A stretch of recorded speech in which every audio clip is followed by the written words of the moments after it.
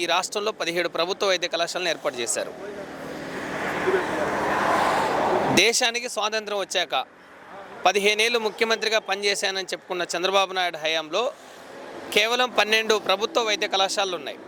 వాటిలో 2250 మెడికల్ సీట్లు ఉన్నాయి.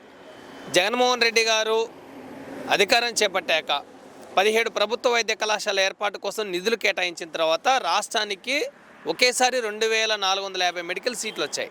అంటే మొత్తం 4550 మెడికల్ సీట్లు ఈ రాష్ట్ర విద్యార్థులకు అందుబాటులోకి వచ్చాయి.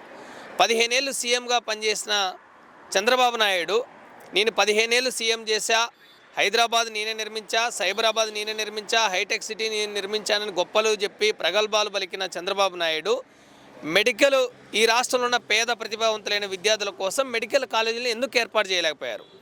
జగన్మోహన్ రెడ్డి గారు ఏర్పాటు చేసిన వాటిని ఎందుకు కొనసాగించలేకపోతున్నారు? అంటే ఆయనకు ప్రైవేటీకరణ చేయడం, ప్రైవేటు వ్యక్తుల మీద, ఆ ప్రైవేటు వ్యక్తులు కూడా ఆయన బినామీలు ఎవరైతే ఉన్నారో వాళ్ళకి ప్రభుత్వ ఆస్తుల్ని, ప్రభుత్వ ధనాన్ని, ప్రజాధనాన్ని దోచిపెట్టడం అంటే చంద్రబాబు నాయుడుకి అమితమైన ఇష్టం.